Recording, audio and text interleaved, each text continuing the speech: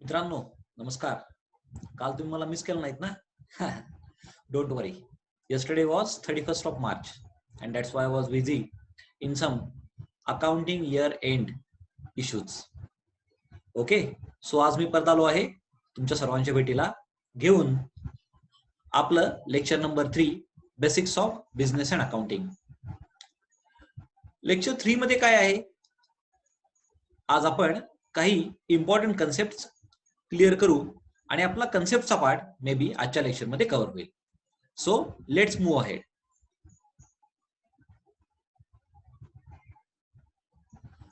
आपल्या नेहमीच्या पद्धतीनं आपण पुढच्या लेक्चरला जाण्यापूर्वी किंवा लेक्चर स्टार्ट करण्यापूर्वी मागच्या लेक्चरची थोडीशी रिव्हिजन घेतो.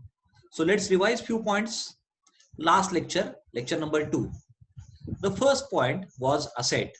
Asset means property owned by the business, cash in hand or amount receivable from others. Okay. Second, types of the assets. Now we learn two types of assets. Do you remember? Yes. Fixed assets and current assets. Correct. Now types of fixed assets. In fixed assets we learn two types. Which are the two? First was tangible fixed asset, second was intangible fixed asset. Tangible म्हणजे ज्यांना physical existence आहे, intangible म्हणजे ज्यांना physical existence नाही. Then liabilities. What are the liabilities? In one word, it is payables. Amount payable to outsider and owner. Then categories of liabilities. कुठल्या दोन categories होत्या liabilities मध्ये? Long term liability and short term किंवा current liability. Then the next two concepts were capital and drawings. Capital's meaning काय होतं? Amount or asset introduced by owner into business from his or her private estate. And drawings is antonym of capital. It is amount or asset withdrawn by owner or the partners from the business. Okay. Next, debtors and creditors. Debtors are the person to whom we sell the goods on credit basis, and creditors are the persons from whom we purchase the goods on credit basis. And I think the last was accounting equation. Our lecture 2 has started with the accounting equation. Capital is equal to assets minus liabilities. So this is the revision of lecture 2. So now let's start with lecture number 3. Now here we are going to start with the second equation. Second equation was profit is equal to, tell me what was the equation?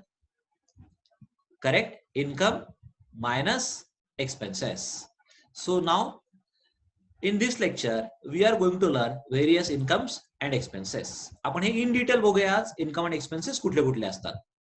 पण त्यापूर्वी दोन points आपण लक्षात घेऊया. First, goods.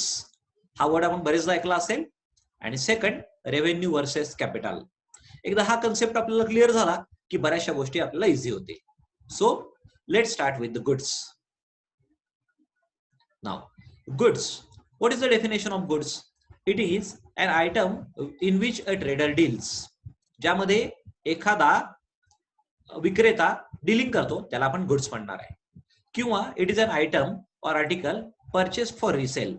गुड्सची सर्वात महत्वाची characteristics आहे, they are for resale. We are purchasing it with the intention to resale. It is one of the most important items for trading and manufacturing firm. म्हणजे कुठल्या बिझनेसला ऍप्लिकेबल असणार नाहीत? Trading, manufacturing and third was correct, service इंडस्ट्रीला goods applicable होणार नाहीत. Transactions related to goods can be categorized into following types.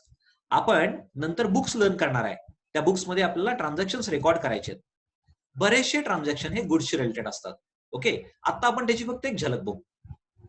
First, सर्वात पहिल्यांदा आपल्याला गुड्स परचेस करावे लागतील.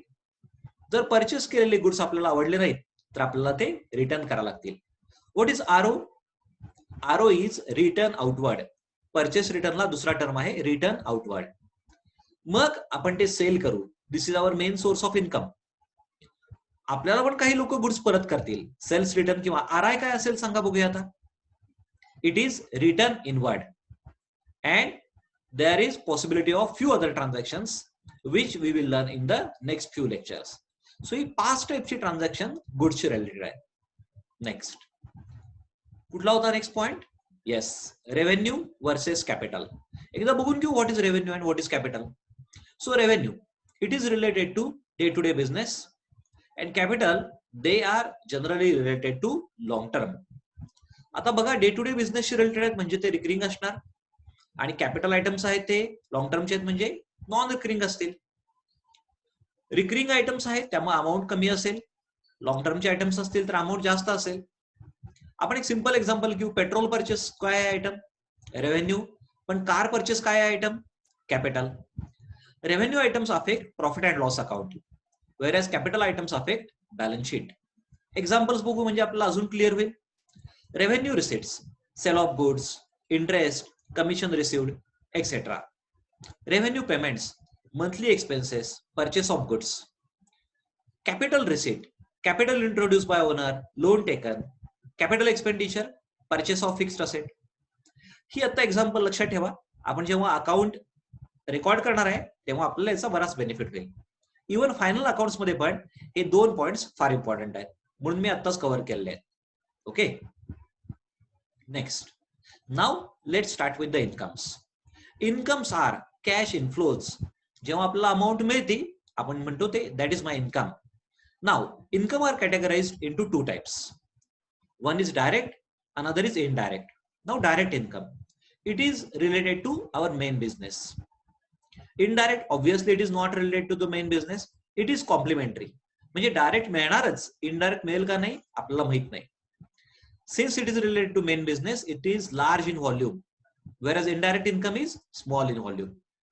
आता हे डायरेक्ट असल्यामुळे डिसिजन मेकिंग साठी जास्त इम्पॉर्टंट आहे आणि इनडायरेक्ट इन्कम डिसिजन मेकिंग साठी कमी इम्पॉर्टंट आहे. डायरेक्ट इन्कम कशावर बेस्ड आहे? आपल्या बिझनेसवर. फॉर एक्झाम्पल स्कूल आहे, डायरेक्ट इन्कम काय येणार आहे? Fees received. बँक आहे, डायरेक्ट इन्कम काय येणार आहे? Interest received. एखादा ट्रेडर आहे, डायरेक्ट इन्कम काय येणार? Sale of goods. Indirect income जे मिळेल पण किंवा मिळणार नाही. So for example discount received, commission, interest received, all these are indirect incomes. Direct आणि इनडायरेक्ट मेनली आपल्याला इम्पॉर्टंट आहे for the decision making purpose. Okay, next. अरे अजून ओके, इन्कम मध्ये रेव्हेन्यू आणि capital nature. Okay, so examples of revenue receipts. Okay, revenue receipts किंवा revenue income आपल्याला लक्षात ठेवायचं आहे, they affects profit and loss account. Sale of goods or service revenue नेचरचा आहे.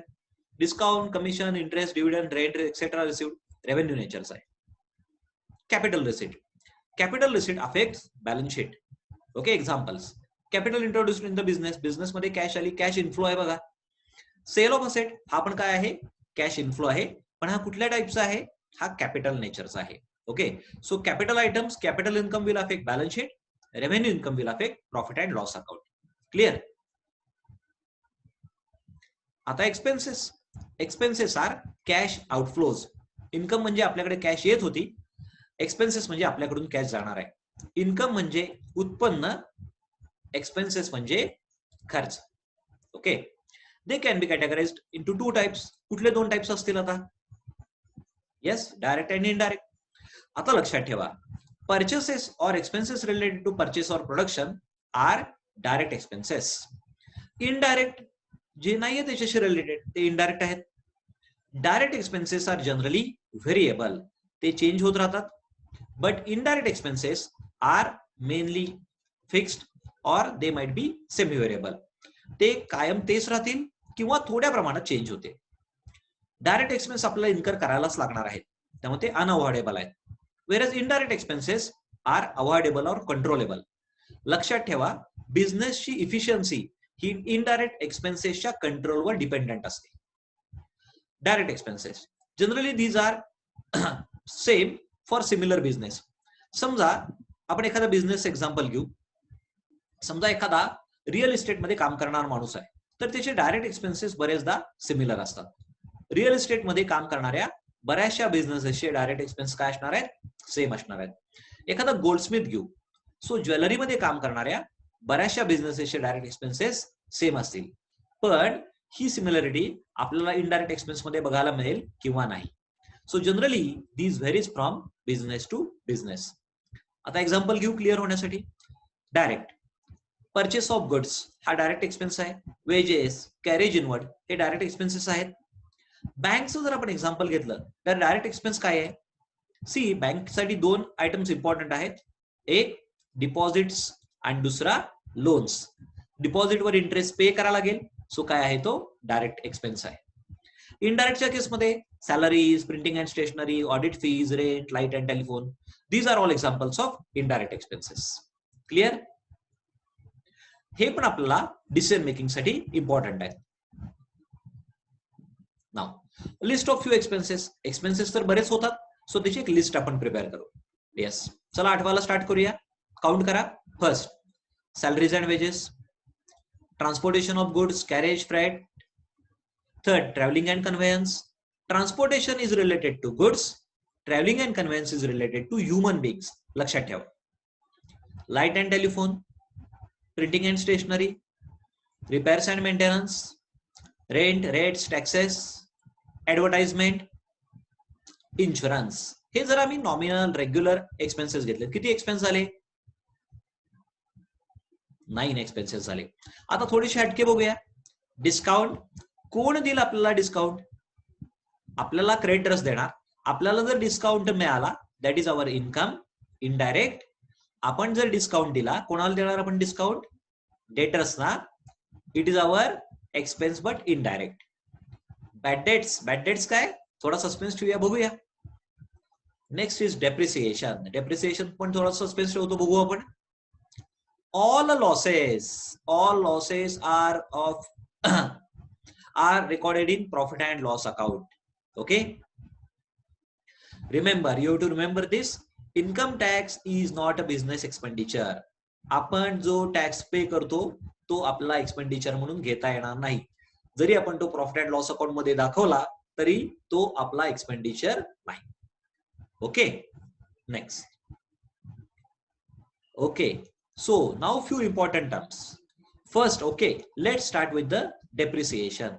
Depreciation हा word तुम्ही बरेचदा ऐकला असेल. What is depreciation? When fixed asset is used for the business for long term, its value is going to reduce. आपण simple example घेऊ. मी आता फर्निचर यूज करतोय, मी लॅपटॉप यूज करतोय, सो ह्या असेटची व्हॅल्यू काय होणार आहे? कमी होणार आहे. Such reduction in value of tangible fixed asset is known as a depreciation. परत एकदा, reduction in value of tangible fixed asset is known as a depreciation. It is a non-cash expenditure and it is indirect expenditure. Depreciation मध्ये cash जाणार नाही आणि हा indirect expenditure आहे. Okay, and again, since it is a reduction in value of fixed asset, it is a loss to the business. Clear? Depreciation समजलंय? आपण business मध्ये fixed asset वापरतो. Plant and machinery असेल, furniture and picture असेल, land and building असेल, त्यांची value कमी होऊ शकते, त्याला आपण डेप्रिसिएशन म्हणणार आहे. पण एक नोट सर्वांनी लक्षात ठेवायची आहे. Land is non depreciable asset. Clear? लँडची व्हॅल्यू कमी होत नाही, लँडची व्हॅल्यू काय होती? इन्क्रीज होती. Correct. Next, bad debts. Bad debts. Business sells goods on credit basis. म्हणजे आपण कॅश आणि क्रेडिट दोन्ही बेसवर गुड्स सेल करतो, पण इथं आपण क्रेडिट सेल्सचा विचार करूया. Now sometimes it is possible that we may not able to recover some amount from the debtors. दरवेळी मे बी असं होणार नाही की आपण 100% रिकवर करू. काही वेळा आपले पैसे मे बी मिळणार नाहीत. Such amount unrecoverable from debtors is known as a bad debts. Bad debts म्हणजे सोप्या भाषेत बुडीत रक्कम. जी अमाऊंट आपण रिकवर करू शकणार नाही, that is our bad debts. Obviously, bad debts is the loss to the business and it is an indirect expenditure. Clear का? पहिला क्रेडिट सेल्स व्हायला पाहिजे, मग डेटर्स कडून पैसे मिळणार नाहीत आणि आपल्याला गॅरंटी असेल किंवा आपण रिकवर करू शकत नसू, then we will treat it as a bad debts which is a business loss. Many businesses make provision for doubtful debts. He provision कशी करतात हे आपण नंतरच्या लेक्चर मध्ये बघूया. ओके, अकाउंटिंग इयर आपल्यासाठी फारच महत्वाचं आहे आणि मे बी मला माहिती आहे की तुम्हाला इयर माहित असतील. अरे 4 टाइप्स आहेत. Okay, which are the 4 types? Let's see. First, in India, the accounting year we follow, that is 1st of April to 31st of March. आजच नवीन अकाउंटिंग इयर स्टार्ट झालंय. सो आज हे लेक्चर तुमच्याबरोबर share करताना मला अतिशय आनंद होतोय. आपलं अकाउंटिंग इयर आहे 1st of April 2020 to 31st March 2021. Calendar year, calendar म्हणत नाही असं कोडच नसेल. 1st of January to 31st of December. Educational year, educational इयरची डेट फिक्स नसते, पण generally it varies from June to May. आणि अजून एक वर्ष असू शकतं, that is depends upon the business specific year. काहींच्या बिझनेसेस साठी maybe May to April हा पिरियड इम्पॉर्टंट असेल. काहींच्या बिझनेसेस साठी may be July to June हा पिरियड इम्पॉर्टंट असेल. तुम्हाला माहित आहे किंवा नाही मला माहित नाही, पण शुगर फॅक्टरीज पूर्वी फॉलो करायच्या ऑक्टोबर टू सप्टेंबर हे अकाउंटिंग इयर. सो ते बिझनेस स्पेसिफिक आहे. बऱ्याचशा कंट्रीज या 1st April to 31st March accounting year follow करतात किंवा कॅलेंडर इयर हे अकाउंटिंग इयर फॉलो करतात.